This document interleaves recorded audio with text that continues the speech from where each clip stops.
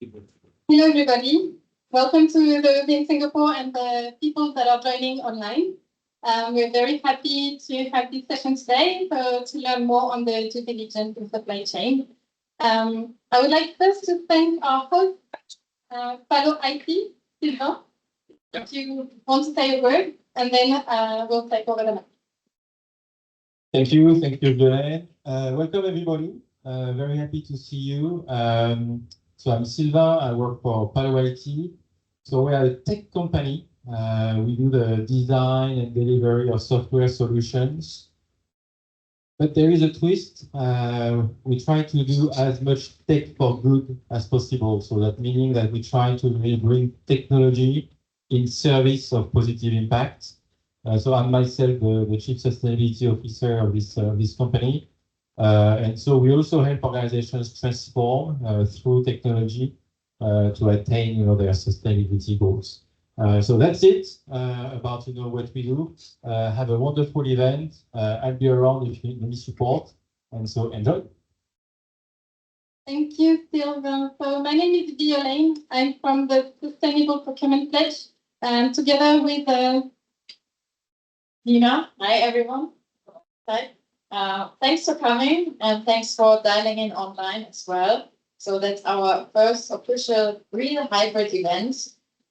So we were a bit excited and also nervous at the same time if everything works, but it looks good so far. So if Benjamin, you can help me also the next one. So we will take some pictures and maybe also a small video. So if you would not agree, then yeah, please let us know. We try to avoid you in the pictures as well.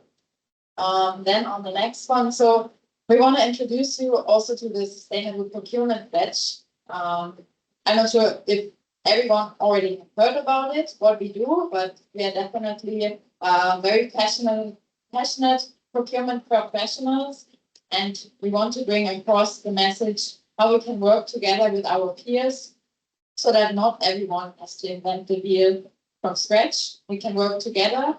We are a non-profit organization, and the two handsome men here, they started this movement.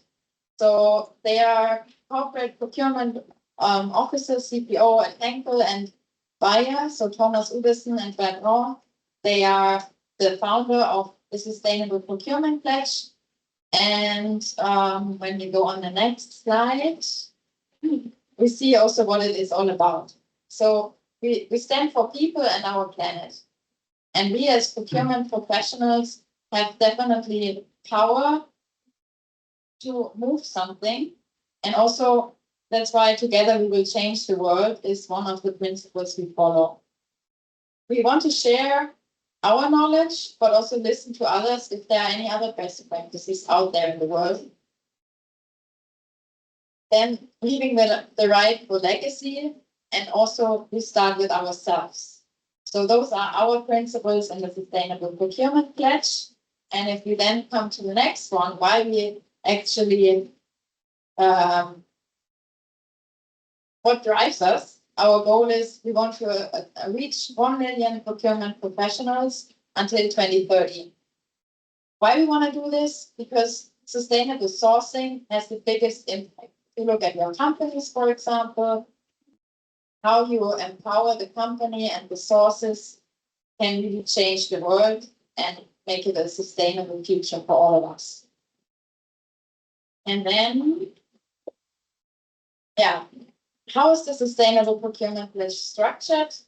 We have different chapters. So here you see with Violaine and myself, we are representing the Singapore chapter. So we have country-specific chapters, but we also have topic-specific or industry-specific chapters. So topic would be, if we think about diversity, supplier diversity, human rights, but then also industry would be pharma, would be one example.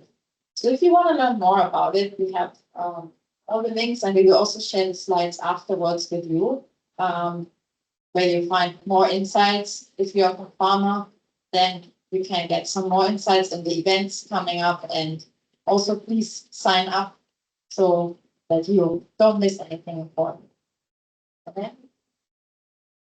Thank you. So the Singapore chapter was created 2 years ago by some during ProcureCon. If you know, it's one of the major procurement events in Singapore. And since then, it grew organically, and also, we've increased our community and reaching more and more people. Yeah, we have today 120 members on LinkedIn. This is some of the events that we have run in.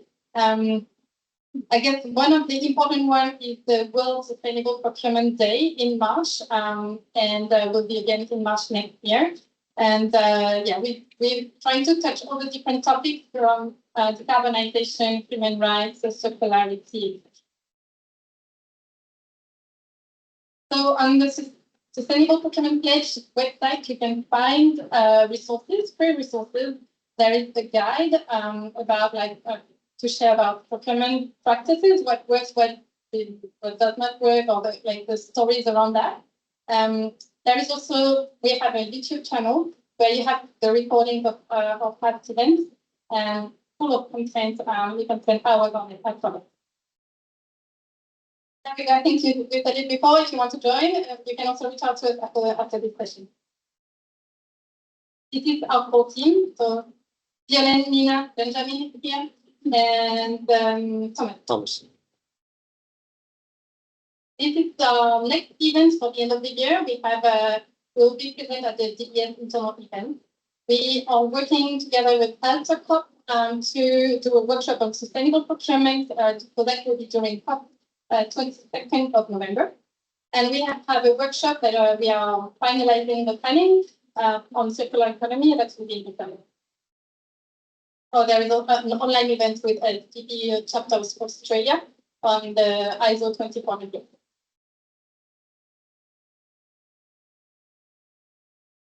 That will be for your feedback after the event. So now I think we're going to welcome Tuxid. And so we will have three presentations, one from Alberto, one from another colleague online, and then we will have Zach here coming here in Singapore.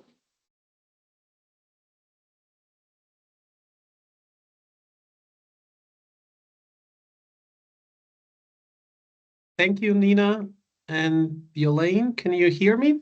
You have the mic. Can you say yes? Yeah. Okay, excellent. Thank you for your nice introductions. I hope you can hear me, and perhaps you can also see me on the camera. I will be sharing also some material shortly, and happy to participate to this event. My name is Alberto. I'm based in Italy, even though I'm currently connected from Germany, from our headquarters in Munich. A colleague of mine should be present in the room. My colleague Zach from our Singapore office, as we are an international company with presence in several countries. Perhaps you have heard about us already. Our company is specialized in testing, auditing, and certifications with a global presence and a local footprint in the main markets. My role is as global product manager for services related to social and the ESG area, in particular in connections with auditing and certifications. I very much welcomed the opportunity of joining this event and illustrating the recent developments on supply chain due diligence regulations and the impact on the business in Asia. I will try to illustrate what have been the most recent developments without making this a training event. You may be familiar with some of these regulations already, so I hope not to replicate information. We will try to leave room to understand the impact on companies and the good practices for meeting the regulatory demands and also to, let's say, move in the same direction as this general trend for more sustainable procurement. I am happy that one of our reference standards, ISO standards, has already been mentioned, the ISO 2400 standard on sustainable procurement, which is probably very fitting to your activities and your role. So this is an example of a best practice that we will certainly mention during our presentation. I will share the stage with a couple of my colleagues. Zach is physically present over there and will take over at some point. Another colleague of us, Prosenjit Mitra, from India, will also join and share his experience working on sustainable procurement and specifically a case study with one of our clients over there. Zach, I cannot see you, but perhaps you want to say a couple of words before we start. Hi there.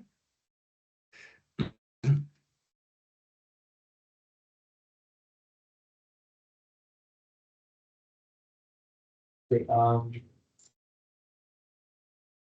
Yeah, Alberto, you can hear me? Yes. Yeah. So, good evening, everyone. So I'm Zach. I'm actually the head of sustainability for ASEAN for TUSUD itself. So over here, I think we are going to share more about the regulations, especially because I mean Singapore is very much inclined working with the EU side. A lot of regulations, for example, the carbon taxation, everything is always started from the EU, then Singapore starts to adopt it. So heading the ASEAN, I can also see that a lot of countries are also looking into the procurement side of work. And I mean, later on, we will be sharing about all the different projects that we have actually done with different companies, and also how we actually help them in terms of reaching in terms of sustainable procurement and what is it about. Yeah. Okay, so I'll pass it back to Alberto, which he will be talking more about the regulations itself. Yeah. Thank you. Thank you, Zach. And then we can get started. I assume you can see the slides that I'm sharing, so the content is visible to you. Can you confirm? Yes. This is the agenda that we would like roughly to cover, let's say, in the next hour, with an overview of relevant regulations in the field of supply chain due diligence, how this affects the work of procurement professionals, and solutions for implementation for compliance to these regulations, but also best practices in terms of internal as well as external verification and disclosure to stakeholders. We will certainly have room for questions and answers, questions from the audience at the end of the presentation. But if there is any question you would like to raise in between, feel free to grab the microphone or open up your microphone online or type a question in the chat, and we will try to address them also in between. So I very much welcome any input from your side throughout this presentation.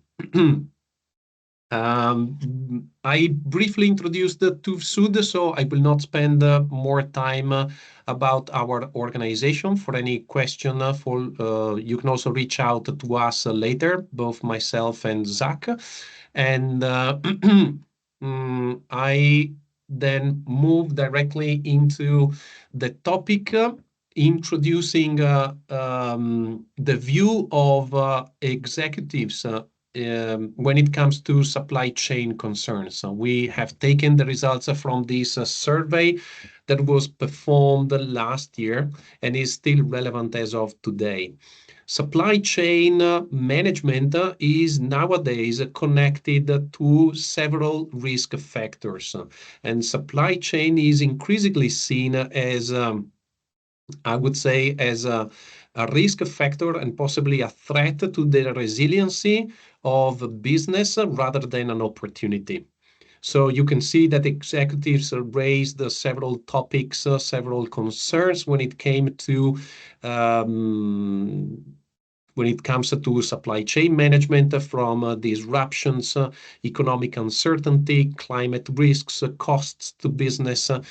And this seems to somehow have picked up also with the regulators. They have recognized the importance of properly managing supply chains to avoid disruptions in global trade, but also ensuring that proper sustainability risks and impacts are managed. If we look at the global landscape for legislation somehow requiring an element of due diligence in sustainability, supply chain due diligence, we can simply see from this list of regulations globally that the effort of the legislators in several countries has increased. And in the last years, these regulations have been approved in several countries, increasing the effort on business to embed ESG topics and criteria into their supply chain management. Some of these regulations come from the European Union as part of the Green Deal that has been approved in recent years. So certainly the European Union has taken a leading role to this regard, but you can see that relevant laws and similar laws have been approved in other countries, also in Northern America, but in Asia. This is just a summary and not an exhaustive list. What we can drive from this scenario is that the effort on business is increasing on an exponential scale. And even though there are similarities and overlapping between these different regulations, the effort on companies to implement and prove compliance to these regulations is increasing. So we will also try to see if there are similarities between these different legal requirements, if there are opportunities to identify best practices that can help business implement the criteria in harmonized ways. To start with, I took a couple of examples that are quite interesting at global level. One comes from the United States. A recent law has forbidden importers to the United States to introduce in the market goods made with forced labor. And it has been applied in combination with a presumption called the rebuttable presumption that any good coming from the Xinjiang region in China is automatically made with forced labor. And basically, any good coming from this region is prevented from entering into the United States unless the importer is capable of providing clear and convincing evidence that the merchandise was not made with forced labor. There is here an obligation of result, as we say. So there is an obligation for the importer to ensure that the supply chain is free from situations of forced labor, and compliance is required of this end result. A different type of due diligence obligation has been introduced in Germany last year. And you have heard probably of the Lieferketten Due Diligence Act affecting large companies in Germany or with operations in Germany, who now must implement human rights and environmental due diligence within their supply chain. What differentiates this legislation from the American one is that this has an obligation of means. So companies are not required to provide clear and convincing evidence that their products are free from human rights abuses, forced labor, or child labor. They must demonstrate that they have implemented internally the necessary due diligence steps. This has different implications for the affected business, as in the first case, The clear and convincing evidence requires implementation across the supply chain with transparent end result, coming also from suppliers if necessary. In the second case, the company must demonstrate its effort to reach out to suppliers, normally at the tier N level, and demonstrate that the risks have been managed in a proper manner. So the implementation measures in these two situations may different, and therefore also the level of compliance and the risk of penalties or fines from the regulators. If we deep dive on the European Union and its Green Deal, we can say that the Germany Supply Chain Due Diligence Act has somehow anticipated the regulations and directives which have been approved at European level over the last years. You can see in this timeline the year when these regulations will come into force. So some of them have been approved and are already into force. The deforestation regulation in particular will enter into force at the end of this year. Other regulations have been approved more recently, and therefore there is still a transition period before they come fully into force. Today, we will not enter into the detail of each, but we will provide some brief updates on the deforestation regulation and the corporate sustainability due diligence directive. In particular, these are the two milestones at European level driving the business agenda for supply chain due diligence. The deforestation regulation, in particular, provides for an obligation of result. Basically, the traders, the operators, the importers, they must ensure that the products they trade in the European Union are not linked to deforestation. So similarly to the law we mentioned before coming from the United States, the affected companies must take all the necessary activities and obtain the necessary assurances from their suppliers, if necessary, that the products they trade are not connected to deforestation. You can see in the slide here which companies are affected by these different laws, depending on their size, depending on the revenue, depending on the products they trade.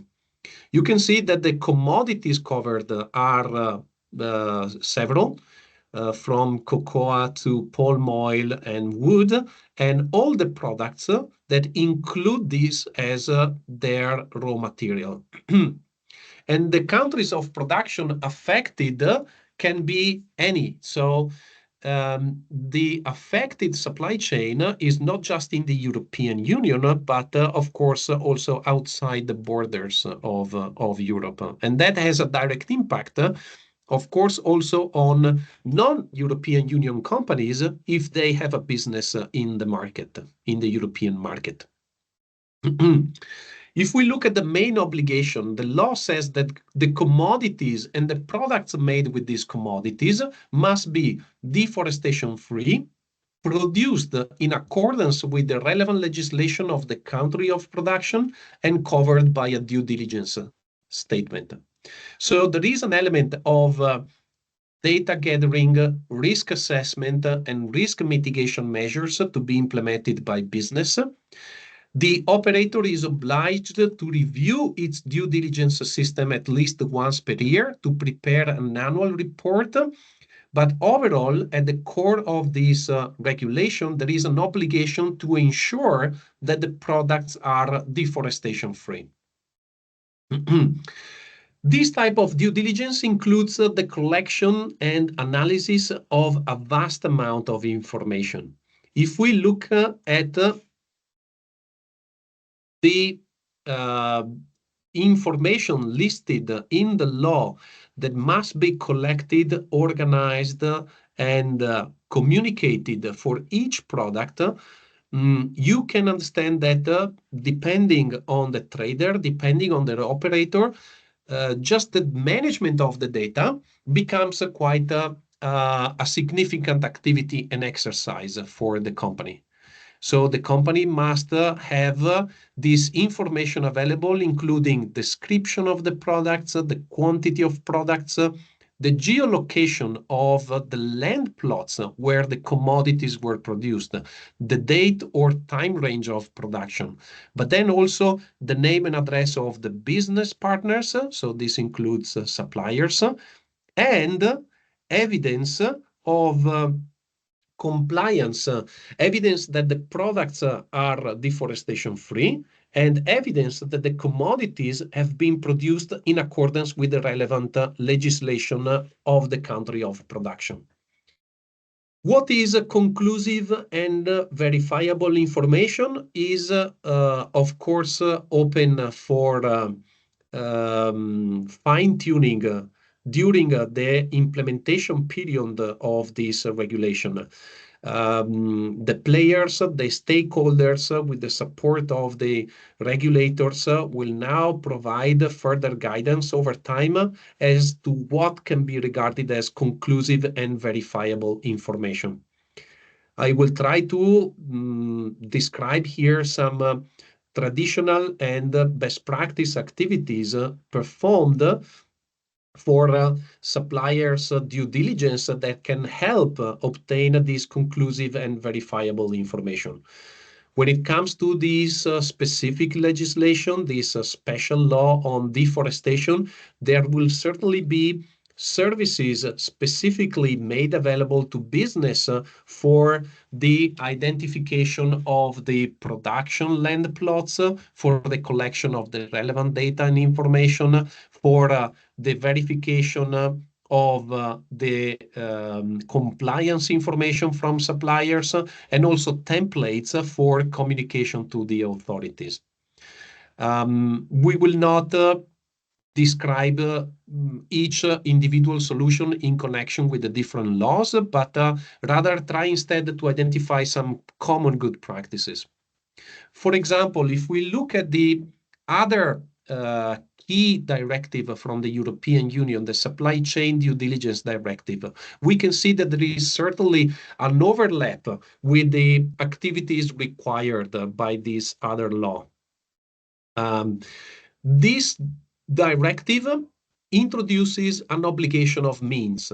So similarly to the German Due Diligence Act, the duty for companies is to demonstrate that they have a proper system in place for risk identification and mitigation across their value chains.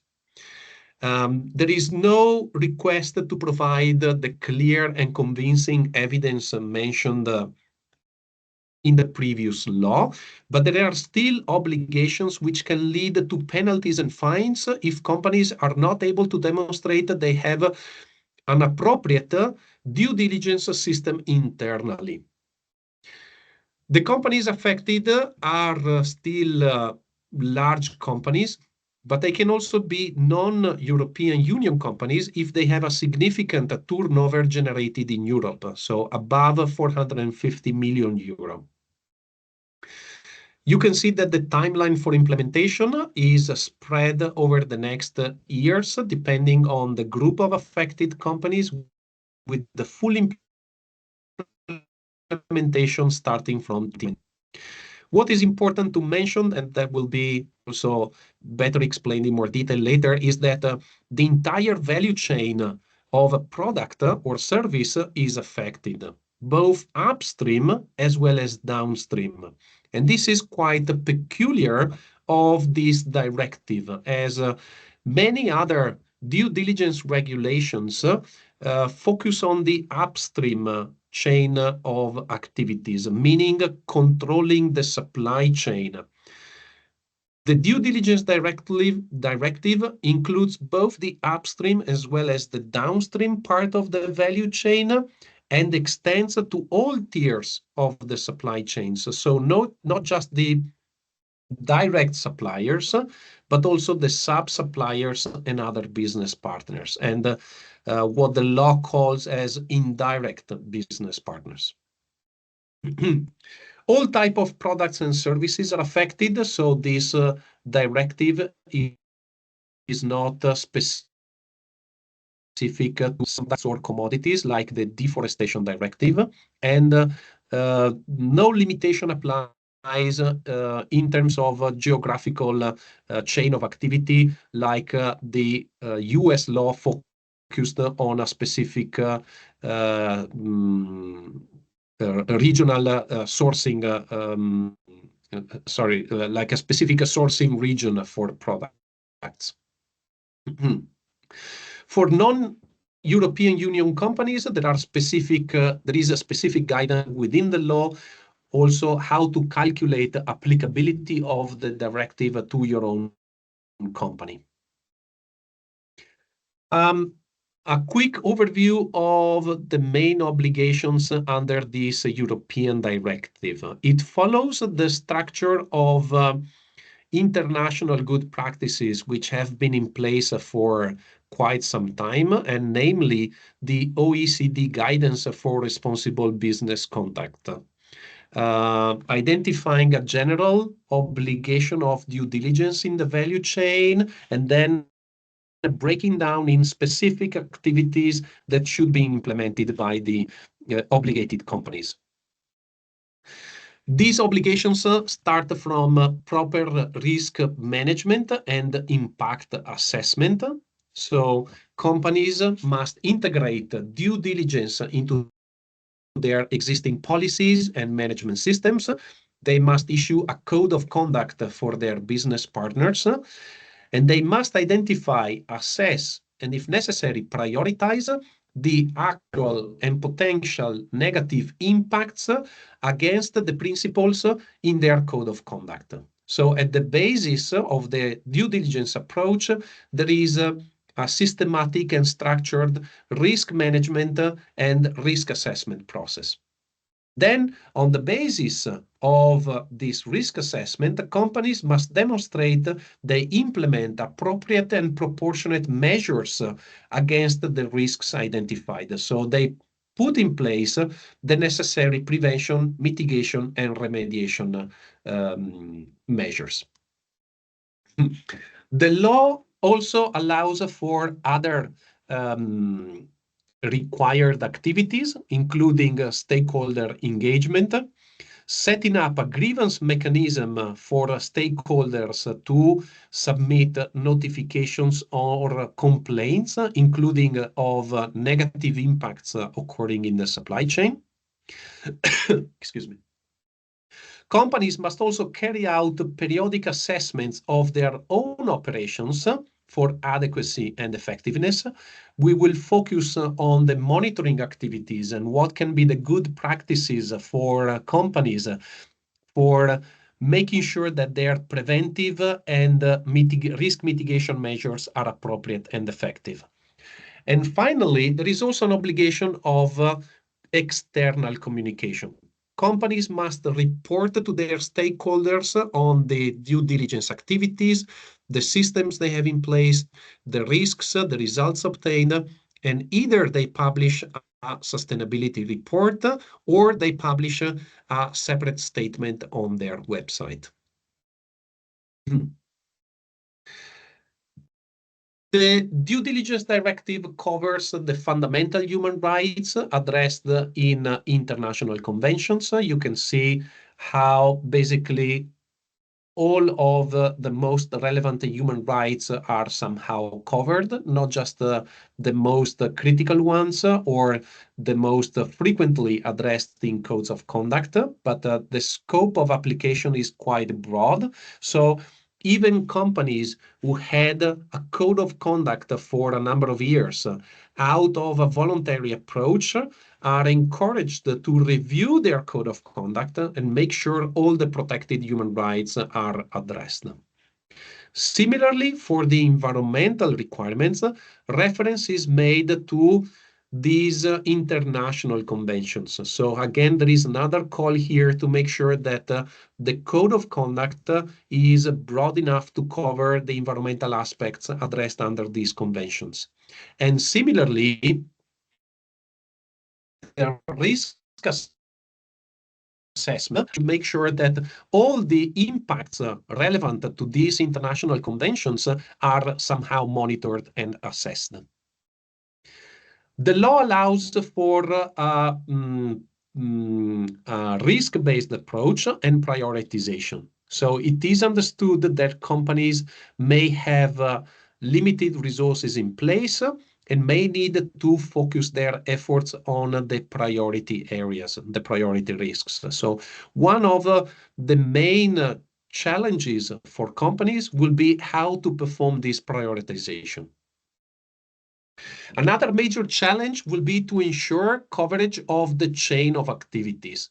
As I said earlier, the scope of the due diligence directive covers the entire value chain. So chain of activities, both upstream and downstream, and including the company's own operations.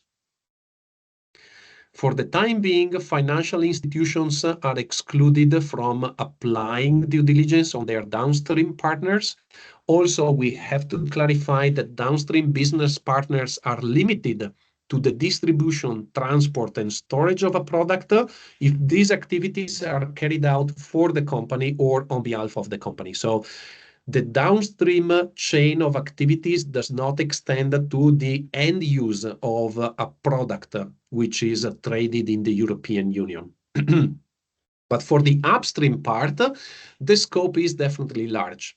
It starts from the design, the extraction, including the sourcing, manufacturing, transport, storage, and supply of raw materials, products, or part of products. So the scope of application in terms of affected suppliers is definitely large and does not limit only to direct suppliers, to tier 1 suppliers, but covers the majority of the life cycle of a product. In today's global trade, it is easy to imagine that several suppliers will be indirectly affected as part of their business relations with affected clients. So either because raw material is supplied or part of a product or a component within especially international trade, a cascade effect of these due diligence obligations is that suppliers also in Asian countries will be somehow affected by this due diligence directive, even though not directly. The obligated companies will have to collaborate with their business partners to demonstrate fulfillment of their due diligence duties. The law says that the obligated company cannot transfer the obligations to its suppliers and business partners. A shared responsibility approach is promoting, meaning that final clients and their suppliers should collaborate in the risk identification and mitigation with targeted support for the small and medium enterprises.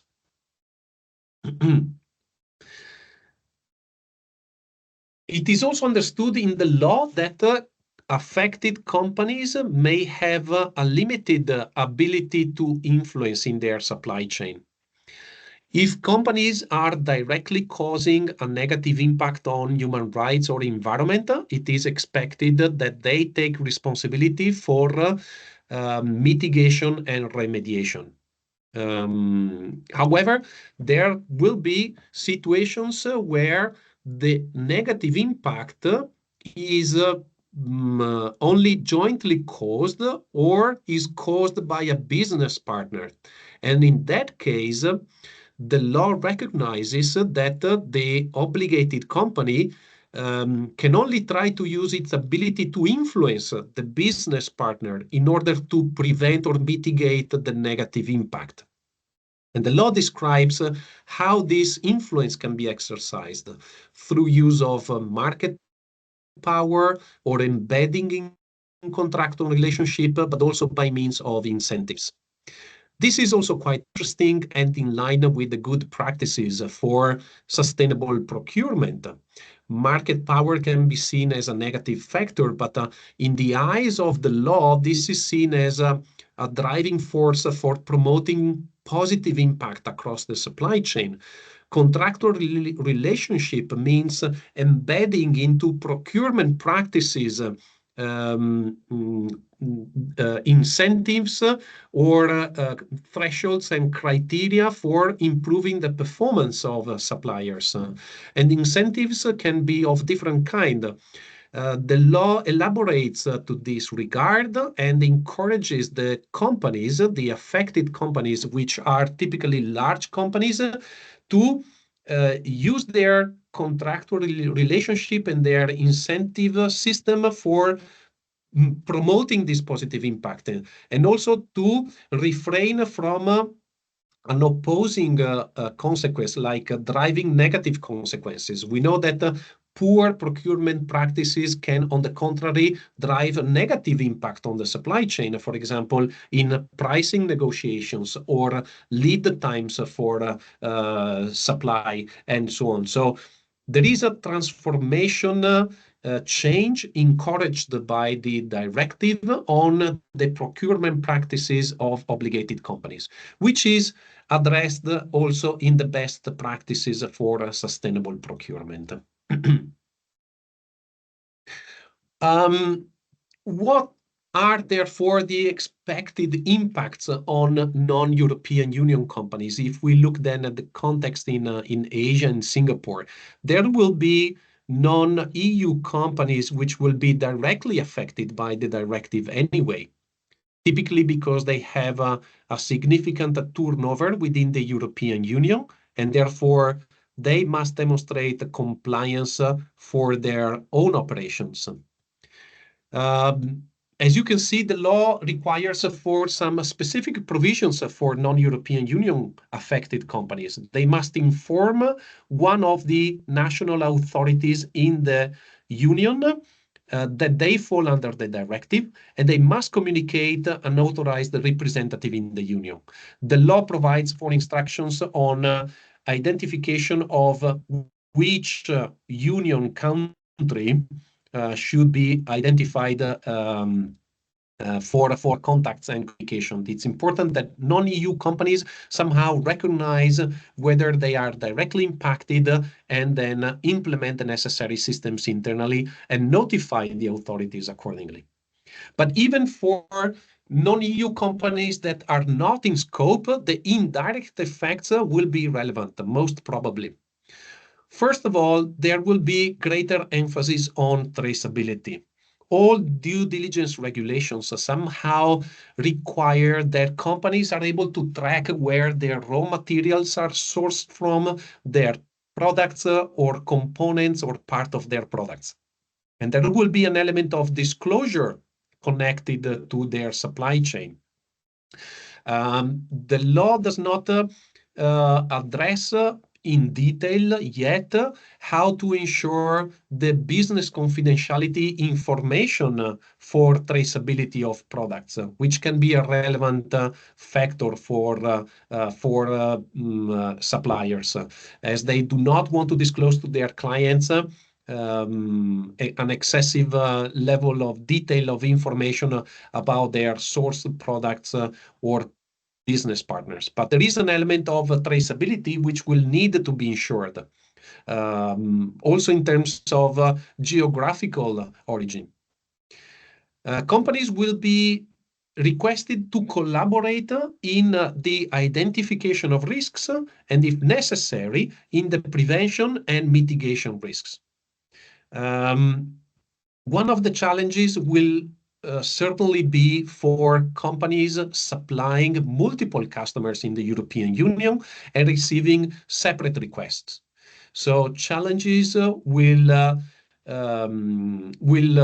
regard the harmonization of data collection, of data provision to clients, ensuring the confidentiality, but also avoiding, where possible, the duplication of activities. This, for sure, will trigger the need for industry-wide collaborations, non-competitive collaborations between different players within the same industries, so as to reduce the burden on suppliers, including on data collection and data management. In addition to data management and data provision, suppliers will be more frequently requested to prove compliance. We've seen an example with the deforestation regulation. There is a special provision for clear and convincing evidence that no deforestation occurs, but further evidence will be requested on human rights compliance, on other environmental impacts, and the pressure on non-EU companies to pass on their clients compliance-related information will definitely increase. Finally, the Triple D directive in the European Union pushes business also in the direction of decarbonization. This is in addition to the effort for due diligence, but this is likely to increase pressure on suppliers to reduce their own carbon footprint and communicate their footprint information to their clients, possibly by collaborating also to their client initiatives or cascading the client requirements also to this regard.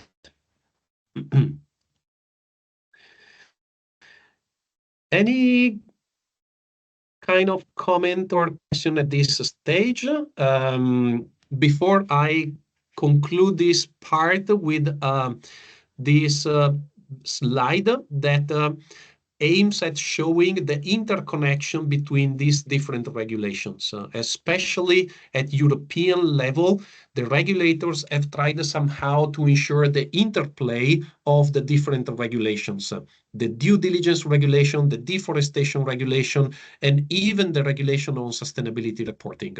Even though they contain some specific provisions and obligations, they also try to ensure that companies' business are capable of implementing a robust, integrated, single system in place to ensure multiple compliance. So in one case, there is an obligation of result. In another case, there is an obligation of means. But the idea is that a single best practice system should be suitable to demonstrate compliance to these different obligations. So some common principles apply. Availability of clear policies, accountability through definition of procedures, definition of responsibilities internally to procurement staff or sustainability or compliance experts, due diligence process in place covering the value chain, which is also reviewed and verified externally for robustness, engagement of suppliers, capacity building with the suppliers to increase their awareness and the level of collaboration, risk assessment, which can be product-driven or country-based, but definitely covers the main risks, mitigation measures that prove that the appropriate measures have been implemented following the risk assessment. So the risk assessment should not be an isolated exercise, but should be accompanied by subsequent measures to demonstrate that the risks have been managed in a controlled manner. And finally, the necessary disclosure and communication to stakeholders. We have yes. We have a question. We have a question in the chat about the European Directive on Deforestation. The question was about the companies, some famous companies, coffee or chocolate companies based in Switzerland. Do you have anything to share about like where they're at and their progress on the compliance to the EUDR? I'm sorry, Nina, I could not hear you too well. Could you reformulate? I understood the question is about the EUDR regulation, correct? Yes. Question around EUDR, and the question is, there are some large coffee and chocolate companies in Switzerland. Do Do you know anything about their progress in complying to the EUDR, where they're at, like the progress so far? I'll have to pick that up separately because the voice broke down, and I also need to really review the requirements, the legal requirements in detail in order to appropriately answer. Get back to this. So yeah, no I'm problem. happy to take some very detailed from questions on the regulations separately. Sure, no problem. Thank you, Alberto. Feel free to continue to post your questions online. Okay. One more.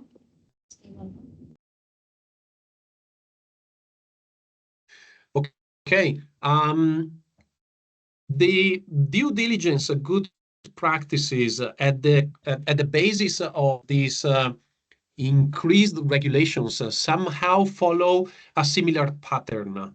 Then if you look at the main obligations that we have been introducing, they somehow follow this pattern. Integration into existing policies and management systems, assessment of negative risks and impacts, prevention, termination, minimization, remediation measures against the risks identified, verification and monitoring of the effectiveness of the systems in place, disclosure to the stakeholders and authorities of the measures implemented. This is pretty much the framework of the OECD guidance for responsible business conduct, and this is what we have also mapped in a similar framework that groups these type of obligations and requirements in 4 groups. One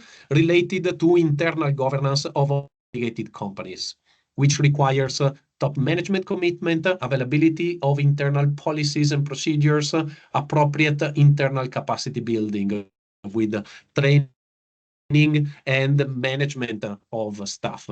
Then the risk assessment builds on traceability of the chain of activities of the entire value chains, is supported by appropriate procedures, is regularly updated, and also gives an opportunity to external stakeholders to feed into the risk assessment process. The necessary mitigation measures or preventive measures or remediation measures also take an important part. How do you ensure that your measures are appropriate to the risk assessment? Which measures are regarded as good practices, or what is the risk if the measure implemented is considered insufficient or inappropriate by the authority? Finally, disclosure to third parties, focused on due diligence practices or broader connected to the general performance against goals and governance. And reporting can be equally demanding in terms of data management earlier. I will also try to briefly illustrate how companies like TÜV, so companies in the certification and verification industry, can support with these activities and the good practices in place. We understand that one of the main challenges is related to the internal implementation, especially since these regulations are quite novel, and in the past, due diligence efforts were mostly on a voluntary basis. So there is an effort now on company to still focus on capacity building with the definition of internal procedures, training of staff, and involvement of procurement professionals, which was not so common until a few years ago. Then we are still waiting to learn the interpretation, the legal interpretation coming from authorities, especially at European Union level. The directives will enter into force in the next years. Further guidance is awaited from the national authorities as to what is considered appropriate for implementation. We already know that companies will have to face significant efforts and costs to ensure traceability, to engage with their suppliers, to implement the necessary preventive and risk mitigation measures. So we have ahead a future of new activities to be implemented by the procurement community in support with other functions within the company, compliance, quality, sustainability, and of course, driven by the board commitment. If we look at the journey of affected companies at the top of this slide, you can see the 4 main pillars of our due diligence framework, from setting up the internal governance, implementing the necessary risk assessment, and then the risk mitigation measures to disclosure. And we have tried to identify some core practices and good practices for meeting these obligations. At the start of this journey, there is an element of internal implementation, capacity building, typically supported by external advisory. As we understand, companies need also external assistance to set up internally the necessary systems to equip and train the involved staff. There is a recommended level of internal verification of the system implemented. Once the system is in place, and benchmarking the system against the good practice standards is a good option to evaluate if the system is robust, is implemented effectively, or if further improvements are still possible. Supply chain mapping and risk analysis is now largely driven by tech solution providers. Until a few years ago, this and in the lack of a systematic approach to due diligence in the supply chains, such solutions were not so frequent. But now there is a multiplication of providers of such a solution, and this is very welcome because it makes such a complicated effort easier to access, more scalable, and quite beneficial in terms of comparison for cost and effectiveness. So, and I can spend a few words on some of these tech solutions. For the measures, I would like to briefly illustrate different solutions about supplier rating, but also contractual assurance, supplier auditing, and finally, with the support also of Zach, the best practices in disclosure and communication. Throughout this journey, and to support capacity building, training is definitely key. Training of suppliers, but also training of internal staff. So we took the opportunity here of listing some of the relevant courses already existing in the field of sustainability and due diligence. And you can also scan the QR code, or you can search for our course portfolio related to sustainability, to TÜV as an academy division working on our course offering. And in particular, you can see that on the topic of sustainable procurement and due diligence, we have courses in English language that already address this type of need. So also for internal capacity building. In addition, we also have courses on sustainability reporting and circular economy or decarbonization. Feel free to reach out to us also, or to ask Zach for more details if you are interested in any such course, which is definitely recommended for both for let's say an induction on these topics, as well as for advanced users. But let me move on to the... I wanted to ask if there is any questions coming from the room here in Singapore. We have one question. Okay, yes. Thank you. Can you hear me? Yes. Okay. I was wondering, from regulation enforcement point of view, how would the regulator enforce the CSDDD? Are they going to conduct a compliance audit, or they are just reading from the subsidiary report, or from any intelligence they found that there's some adverse news about human rights violation, and they will start investigating? What will be the enforcement process of the regulators? The enforcement process is now demanded to national authorities for the next years. So the European regulator has approved the directive, which is generally applicable, has now asked each member country to set up its own implementation and enforcement mechanisms. So we are expecting guidance to this regard. The directive only sets some general principles. For sure, there will be national authorities reviewing the public communication from companies on their due diligence efforts. So making sure that companies are disclosing the mandatory information. And then there could be follow-up on obligated companies if the level of disclosure is not sufficient or not consistent with the information the authorities receive. The authorities will also set up channels for receiving notifications and complaints or grievances directly from stakeholders. So they may take up dedicated investigations against obligated companies based on the notifications from stakeholders.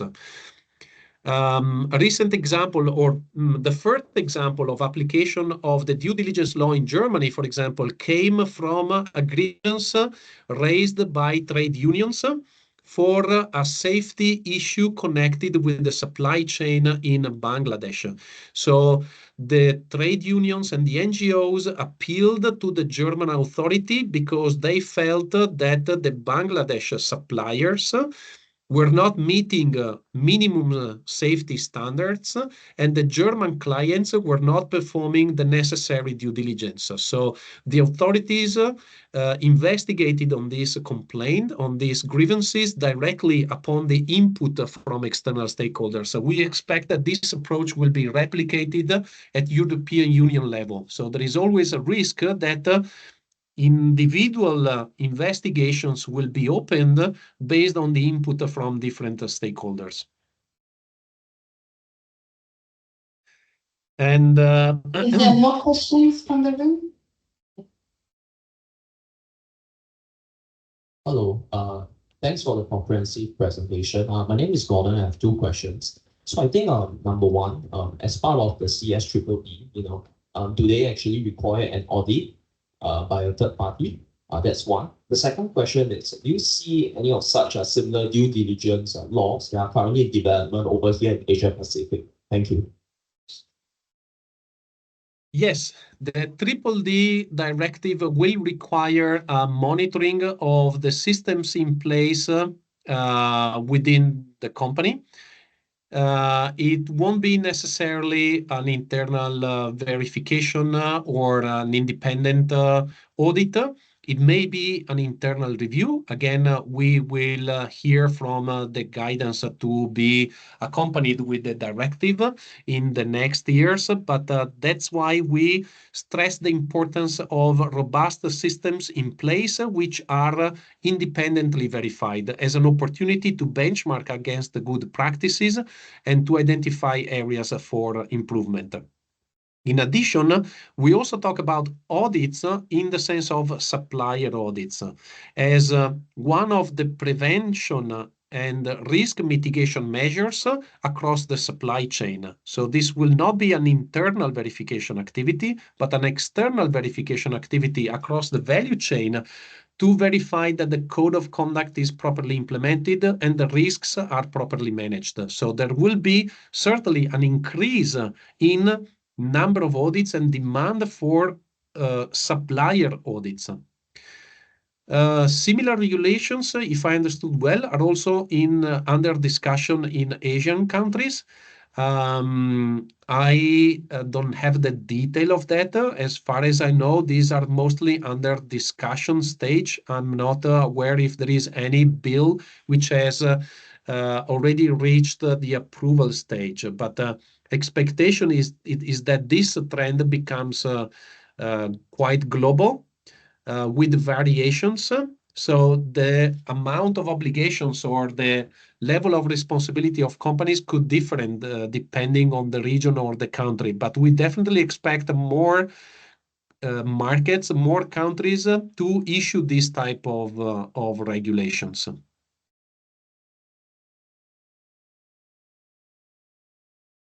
Okay, Alberto, I have also one question. So if you see that there are so many audits or third-party assessments necessary, do you see a trend that there will be some labels available to combine the efforts in future, or every company has to do their own thing? I will try to address this in the rest of my presentation, as definitely there is a need for shared initiatives, as the pressure builds on companies as well as suppliers to demonstrate compliance, and we have already reached a level of audit fatigue with duplication of audits and overlapping. So there is definitely a market need to avoid inefficiencies and create synergies. So initiatives of this kind exist, including certifications against third-party standards, which are meant to be providing clear and homogeneous information about the level of compliance. So definitely third-party certifications are still one of the tools that the regulators encourage for demonstrating proper risk management.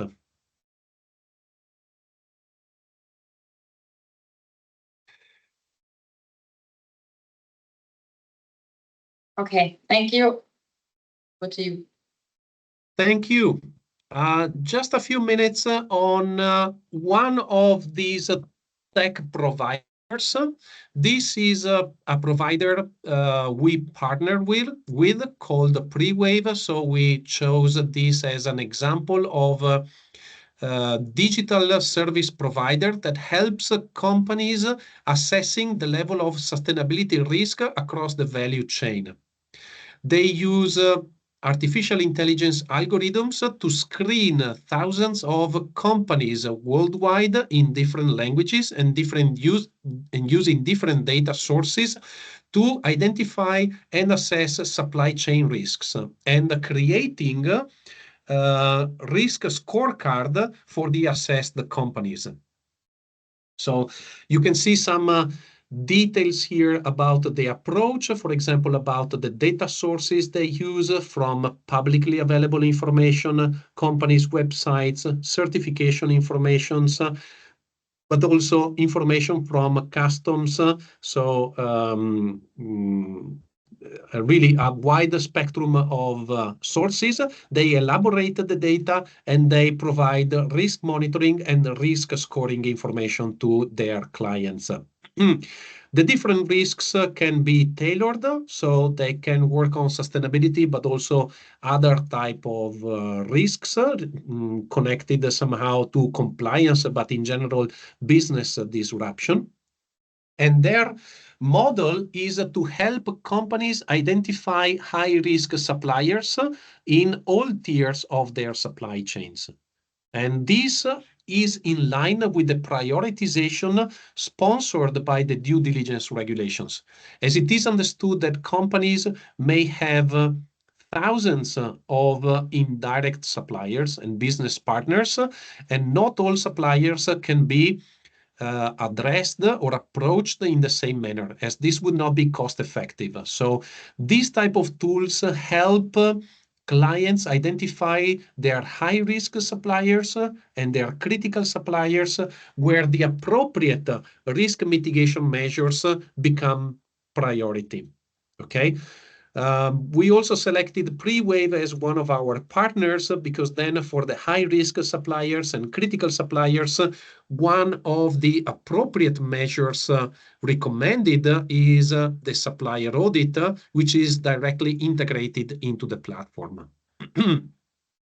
These providers, I mean, there are other companies providing similar services, so this is just an example, and they definitely help companies in managing a vast amount of data, covering a large scope of suppliers at different levels of business relationship and across different risk factors, as you can see.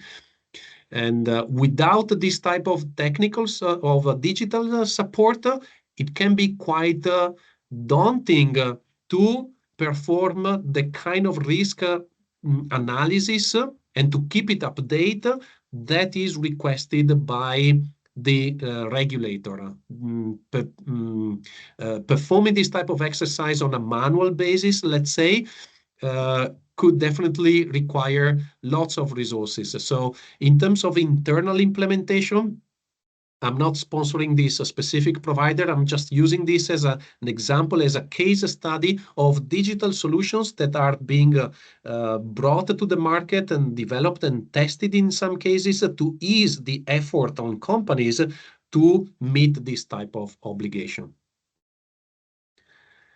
In terms of internal verification, which we mentioned, in reference, we have made already to sustainable procurement and ISO 2400. ISO 2400 is definitely one of the best practices as a benchmark for integrating sustainability considerations into the procurement practices. So we recommend considering this standard as a benchmark best practice that can help demonstrate the integration of due diligence considerations into the procurement policies and practices.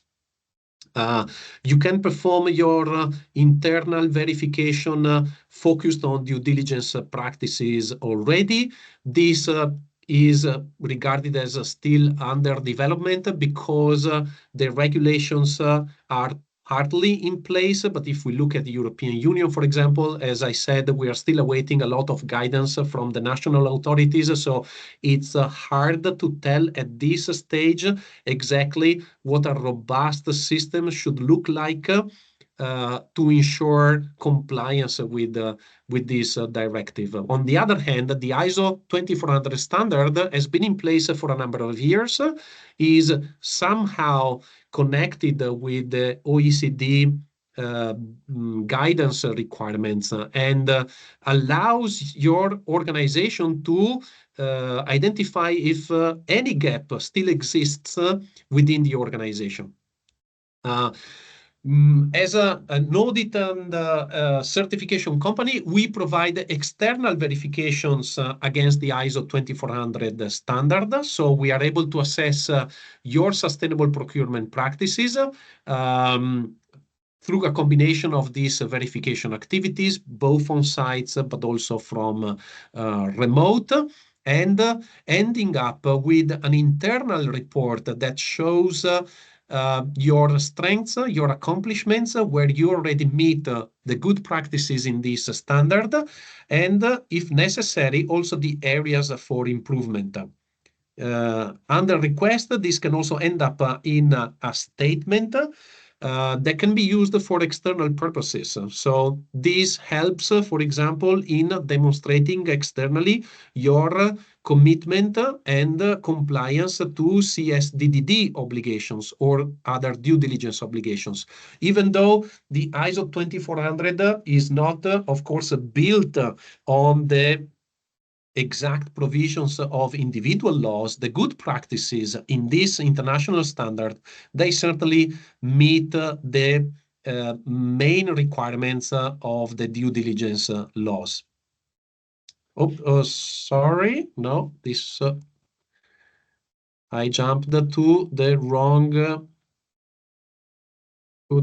slide, but then I take the opportunity of calling in my colleague Prosenjit, who will be able also to share a specific implementation case study in one company of the ISO 2400 standard. Prosenjit, are you able to join us? Hello, everyone. Can you hear my voice? Yes, I can hear you. Just give me a moment. Let me share. I think, yeah, please share this screen for me. Can you see? Yes, I can see it. Any questions right now? No questions? Okay. I'll take the one from the chat.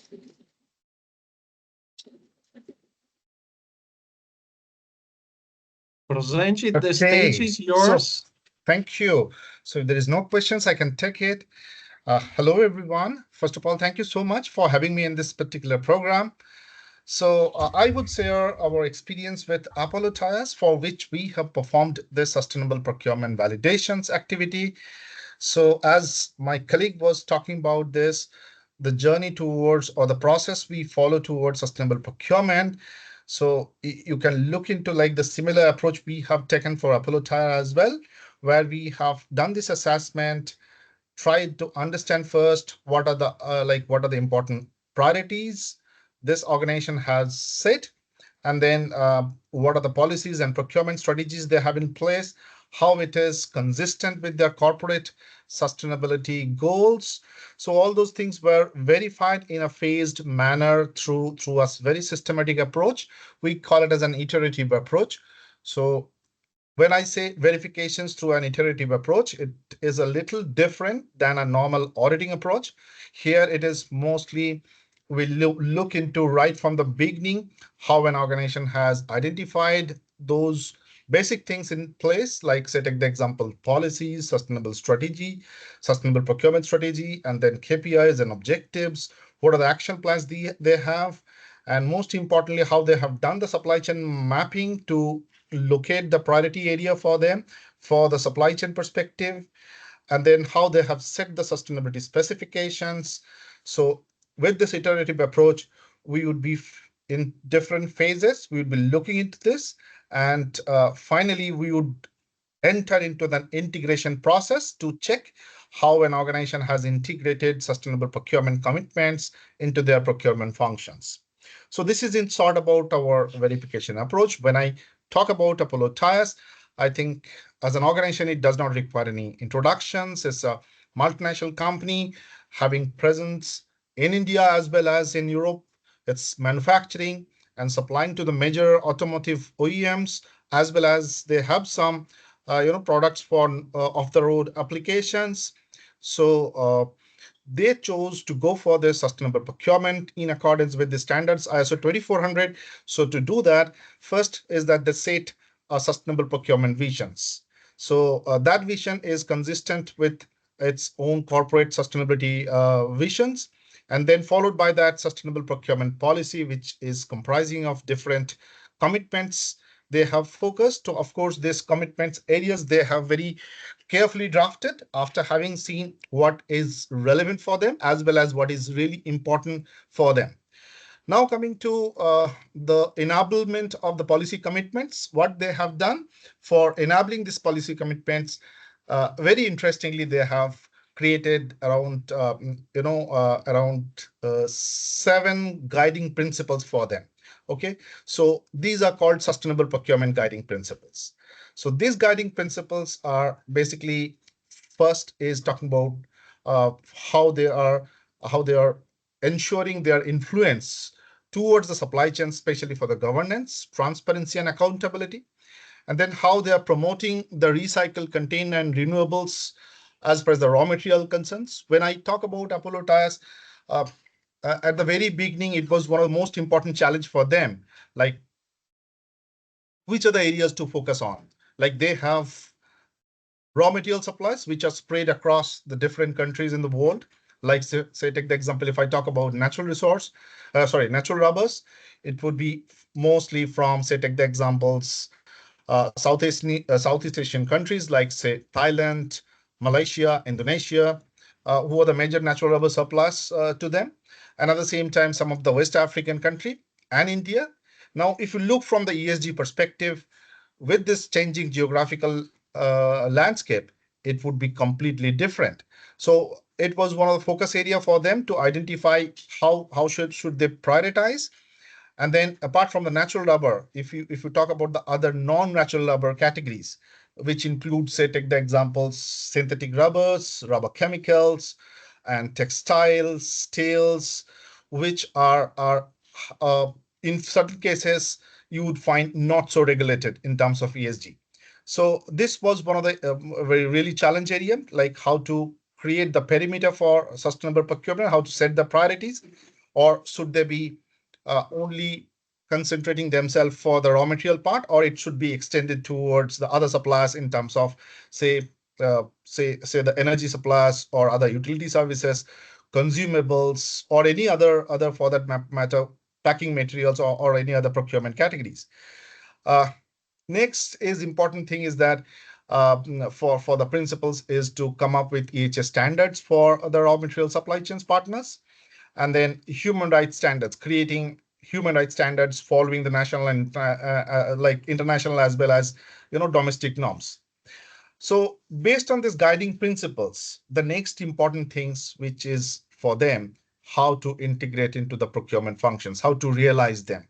So we have now spoken all about our commitments. Now let's enter into the integration part. When I say integration part, so they first started with creating certain initiatives. I would call it as an initiatives, because the first and foremost things which is going to enable through this guiding principles is green procurement initiatives.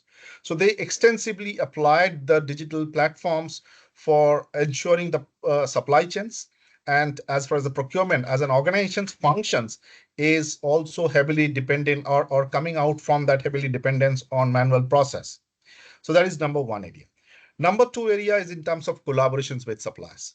So when I say collaborations with suppliers, so they influenced their supply chains, influenced their direct suppliers first with areas of mutual agreements. Number one is about assessing and setting targets for scope 1, 2, 3 emissions from the supply chains. So that is the number one thing. Number two thing is in terms of how to optimize the waste from the resources. So how they are transforming the processes. So they picked the hotspots where the waste minimizations initiatives are possible from the supply chains. That's number two.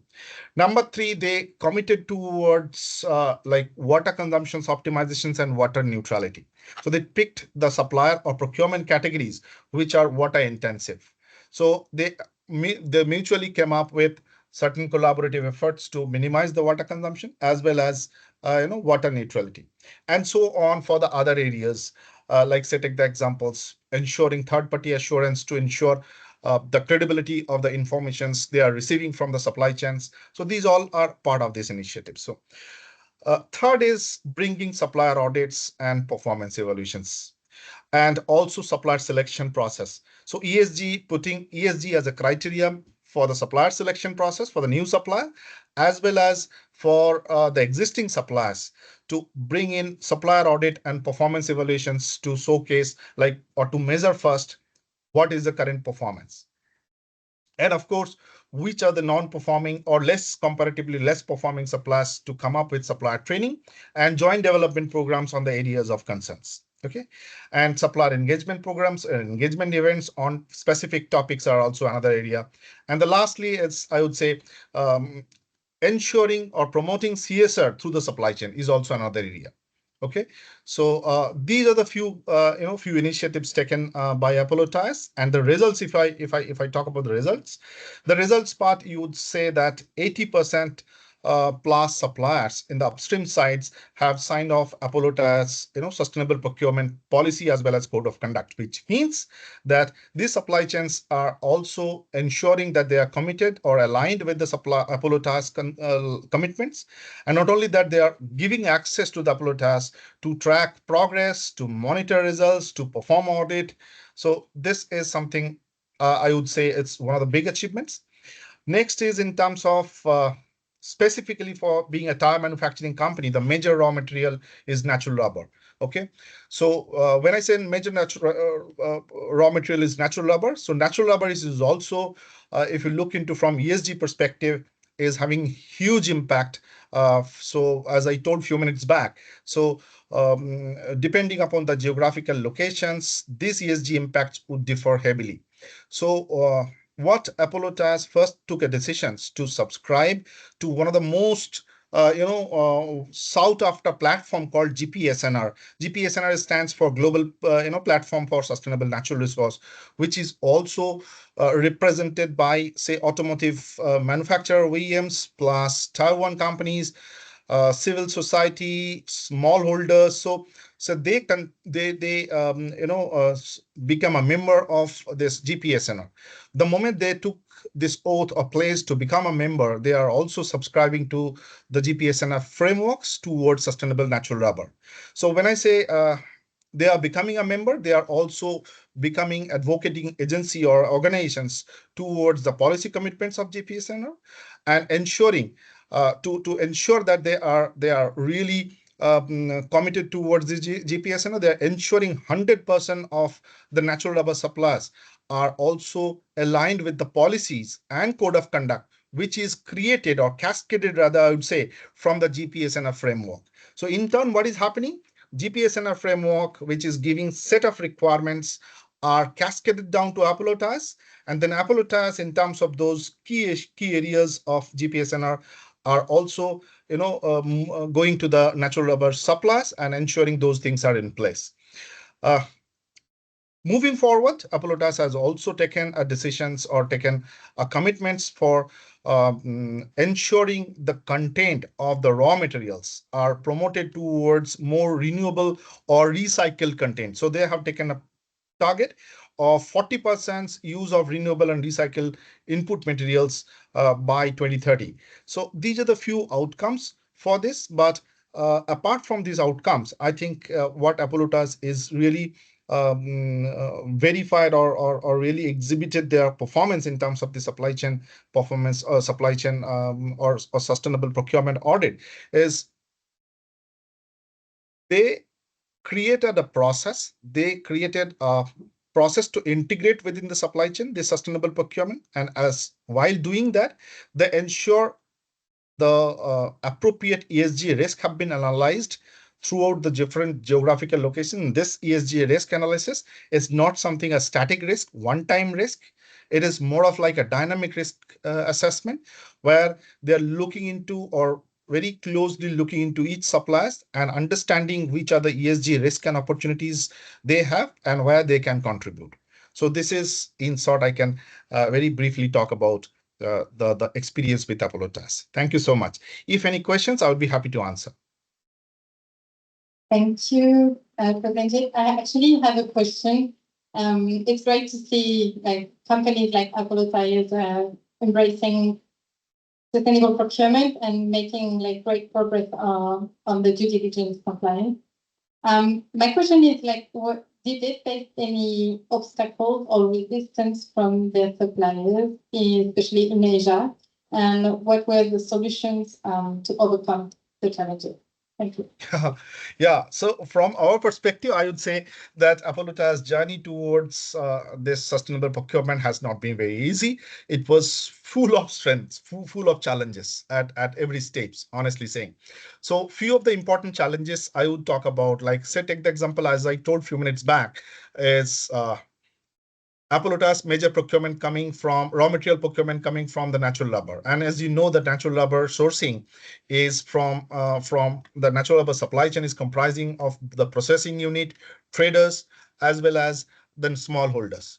Now, cascading down these requirements or expectations up to the smallholders is a real big challenge. So Apollotas took an extensive engagement program, even down to the level, they did not restrict themselves only with their direct suppliers. They went to sub-suppliers level, they went to smallholders, they went to the farmers who are growing the rubber trees, and they ensured through their own due diligence process that the minimum standard expectations are in place. So that is about natural rubber.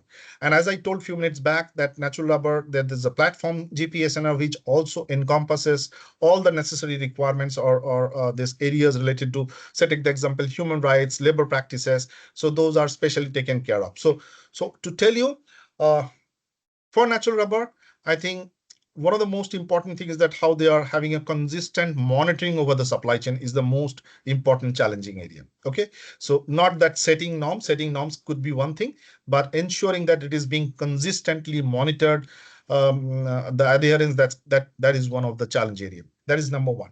Number two, in terms of for the non-natural rubber part, I would say the Apollo Task took this as one of the influencing factors towards the supply chain, especially for the raw materials, non-natural rubbers, in terms of reducing or setting targets towards Scope 1, Scope 2, and Scope 3 emissions. So that is also another area which is really challenge. Apollo Task, what they have done, they have set certain norms as a part of their own selection criteria as well as performance evaluation criteria, which is acting as a leveraging factor.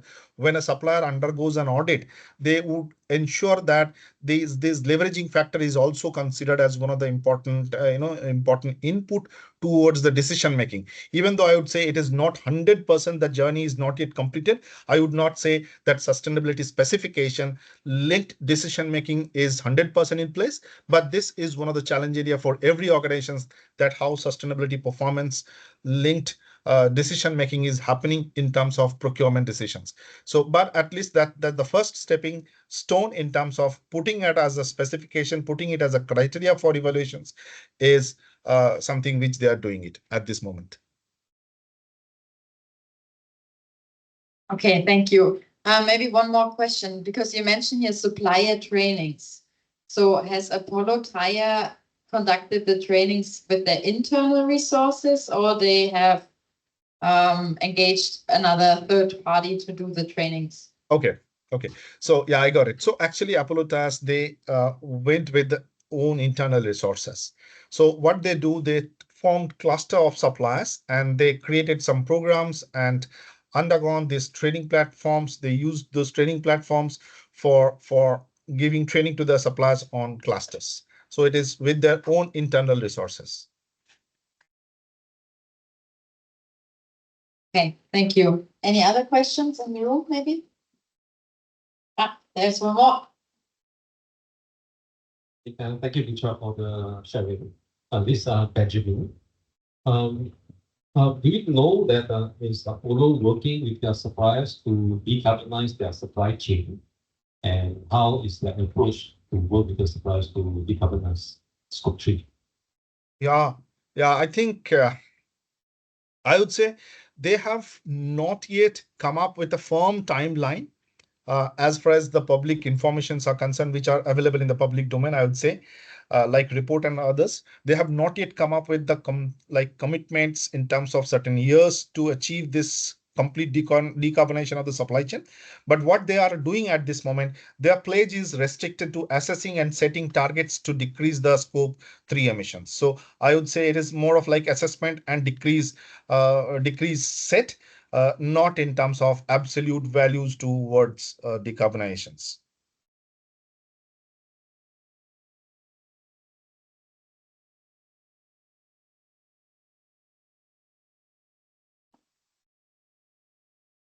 There is a question in the chat, but I think you're going to answer in the last part. The market is not ready yet in Asia for sustainable supply chain. How to address this challenge? Okay, I guess. so yeah, Alberto, you would like to answer or what? No, I think that's a bit of a bold statement, and yeah, it's a bold statement. I would like to actually hear more about it. Why you think it's too demanding for the Asian context? I would be keen to learn more about your opinion there. Maybe present it. Maybe you can share your experience. No, I first of all, I totally agree that this is something which I think which there's a saying, no, that beating around the bush. So in many places you would find that people are still concentrating more on outside. They're more on concentrating on some of the process indicators. So process indicators like trainings, engagements, and all these things. There are very few who are really coming up with the solutions towards outcome or net results they're producing in terms of sustainable supply chain. So this, I would say, I think this is one of the challenge area. And for the time being, organizations are taking baby steps. Most of the organizations, I'm making a general statement, baby step in the sense they are focusing on, say, take the example, packing materials, they're focusing on consumables. But as far as the raw material part is concerned, they are taking at this moment not so much of aggressive step, but yes, especially for the raw material part, which are the low hanging areas or which are the possible areas to reduce further impacts on ESG, they are trying to focus. But as far as the emission part is concerned, I would say for the raw material part, still a long way to go. For packaging materials, okay, fine. Recycled content or recyclable materials, promoting all these things are going on. But yeah. So this is my personal observations from different organizations, what I have seen, I'm just telling you.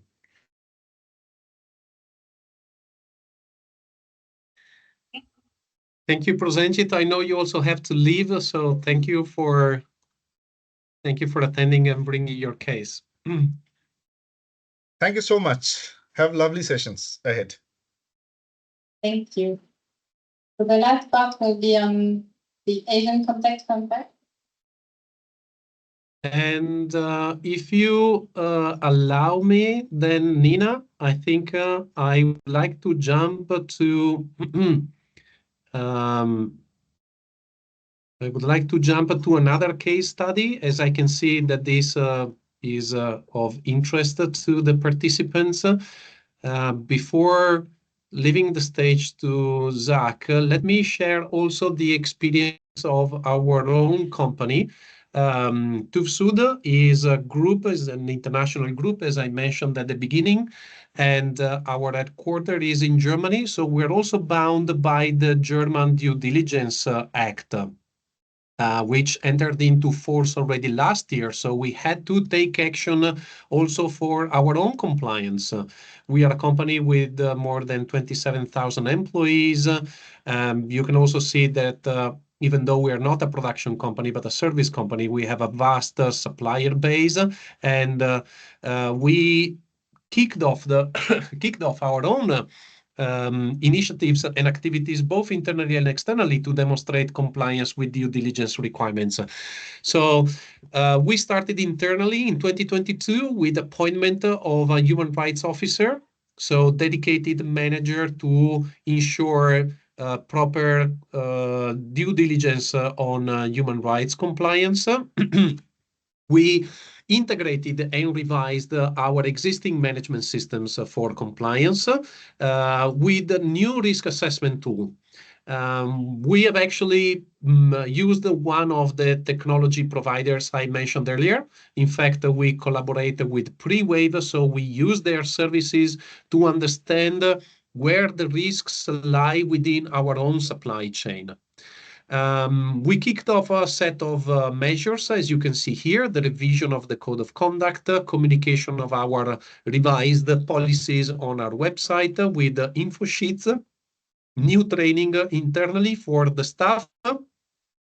And we also initiated the risk-based mitigation measures, including supplier audits.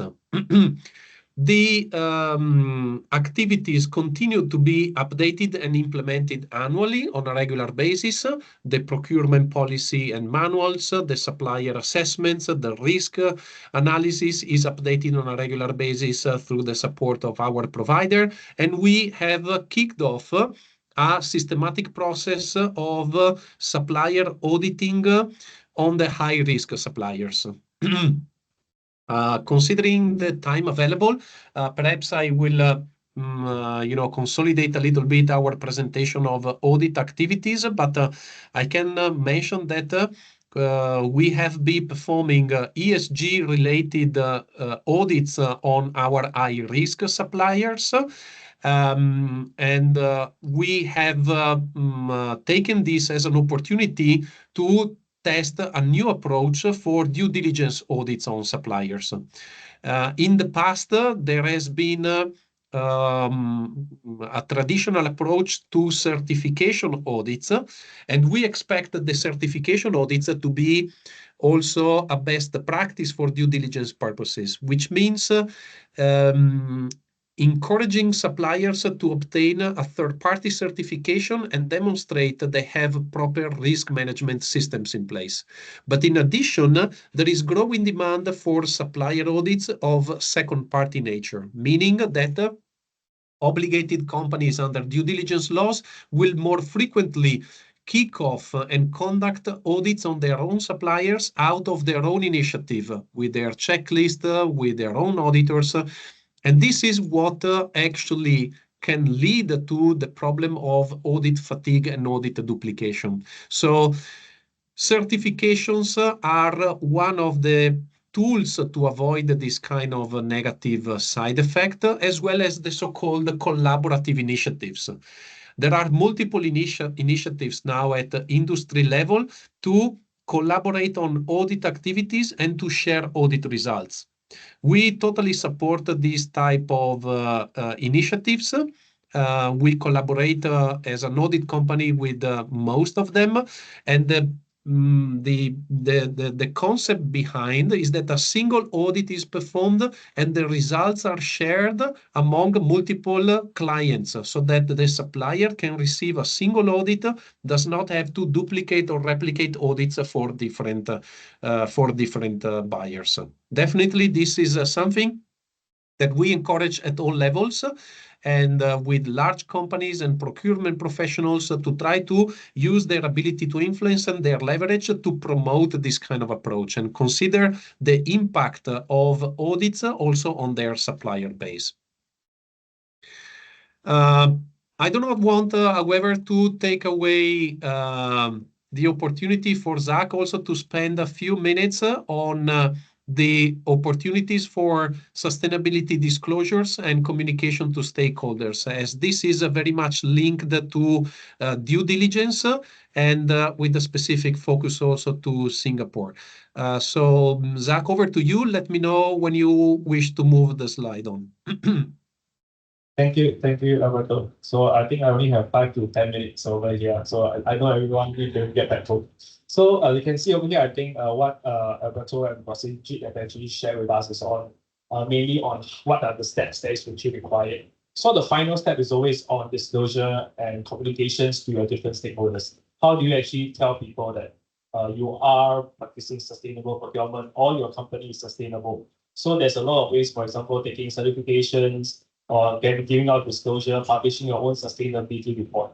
But a lot of people also need to do mind that publishing probably your sustainability report. It's just that you are trying to let people know. But whether you are doing it or not, even when we are doing our audits, we cannot be 100% sure that you're doing it, because there's this thing called due diligence. Due diligence is you are taking the necessary steps. Okay, but we cannot ensure that it's full compliance. Okay, so like what is actually mentioned earlier on about audit fatigue.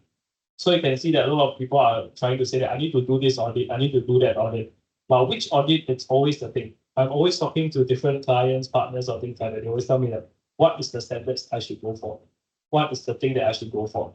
Actually, the client should be asking themselves, what should they be going for? For example, the main thing that is implicating them is on regulations. Okay, so regulations, if you are not complying to the regulations, then your business cannot carry on. So your business is not sustainable at all. Okay, then you look into what is the next step moving forward after you comply to all the regulations. What it's probably your suppliers, your customers actually require you to have. Okay, if you don't have this, your business cannot sustain. Okay, so sustainability, it's also about the company itself, how you want to share what is the company actually requires you to do. Okay, so Alberto, you can move to the next slide. Yeah, so you can see over here you can see a lot of standards out in the market. Okay, there's a lot of things, rating systems, standards you have to follow, disclosures you have to follow. So, I mean, currently about sustainable reporting, there's the three main standards. One is on the ESRS, which is the European standards. In Singapore, I think we are going for the IFRS, which is more onto the financial impact. And after that, there's also the US SEC. So these three are the big main ones. So if you have business in all these three areas, the company will say, oh, I have to comply to all these three different standards. Okay, so I would say that overall, looking into a sustainable procurement context itself. Okay, what's procurement? Procurement is actually the hardest part of the company. Why? Because you're not taking your own data. Okay, you're taking data from your suppliers. So if your supply is sustainable, they can prove that they are sustainable. Actually, you don't need to approach them to take their data because they can show you their sustainable reporting. Everything is very clear over there. Okay, so it's like everyone must collaborate and work together on sustainability. So, I mean, a lot of people always talk about carbon emissions. Okay, so what is carbon emissions? I mean, scope 1 and scope 2, definitely you can handle it because it's within your organization. How about scope 3? A lot of companies always say that I am reporting scope 3. But if you look at their data, what do they have? Only on emissions for vehicles, how they travel. Yeah, then I'll say that, oh, I have scope 3 emissions. But that is not the real thing. If everyone can have their understanding of their own scope 1 and 2, I publish my scope 1 and 2 emissions, it's correct, then definitely I can just take the data of your scope 1 and 2 emissions because it's very close to my scope 3 emissions. What you produce is probably what I have. And after, if you're looking at the whole supply chain, there's also product emissions under the the life cycle of a product or the emissions of a product itself. So I mean, if the supply chain is working together very closely, then definitely you will meet like the net zero target of 2050 for all the countries itself. I mean, few days back, I was actually in Taiwan, where we are also talking about the different laws and regulations. I mean, Singapore have a carbon tax situation, but in Taiwan, they have this thing called carbon fee. So, and I think a lot of people don't know what is a tax and the difference between a tax and a fee. Okay, tax is where after you collect the money, you can use it for anything by the government. But a fee is when they take in this money, they can only use it for sustainability. So that is the difference between the Singapore regulations and some other country regulations where they use the word fee itself. Okay, so about to the next slide. Okay, so you can see over here, these are the different standards. I think I do not want to go through everything. I mean, probably after that, you can actually drop us any message, emails, or you can approach me, Alberto, or Sanjit to actually understand more of the project itself. Yeah, so yeah, I think this one just now we have talked about it. Yeah, next. So similarly, this was actually on the CSRD and CSDDD. I think next. Yeah. So over here you can see this is the requirement from Singapore itself. This was actually taken from the news article. So Singapore, I mean, we are moving towards the IFRS standard. So a lot of people say why Singapore only focus on the financial risk side, but not on the climate risk side. I mean, I'm not here to say anything because you also have to follow the regulations. I mean, when we are doing the sustainability reporting in Singapore, previously we are using like GRI. A lot of companies are also complaining. Why suddenly we change with this? I have to adopt to this. I mean, I cannot say anything because I'm not within the sustainability to direct the directions of Singapore itself. But you can see that a lot of countries are moving towards it because it's very much driven by the stock market itself. So they are mainly focusing on the investors' point of view. But if you look at the European standards, more onto the people, planet point of view. Yeah, so for investors wise, definitely IFRS you need to do. But if you think that if a company think that they also need to let their stakeholders know about people and planet, then they can actually adopt both standards within it. Yeah. Okay, so over here you can see that it's not that sustainability reporting need assurance. Okay, they don't need to be verified. So if you can look over here, only the carbon emissions need to be verified. So that is also another context that people are always confused. Okay, so yeah, so I think that should be all for my end. Okay, Alberto, I think all good. Okay, I think this is the last slide on reporting, Zach. I'm not sure if there is any question from the audience. Thank you. There is a question actually. For CSDDD, how long is the exemption for financial institutions to report on downstream due diligence expected to last? Like the exemption you mentioned earlier, Alberto. I mentioned that financial institutions are not expected to implement due diligence on the downstream supply chain, and that is not a temporary measure. That's kind of a political compromise that was found at European Union level. So we do not expect that this will change in the near future, also considering the recent political evolutions. I would say that that measure remains in place when it regards to CSDDD. Understood. Any questions from the room? Any questions online? Yes, one more.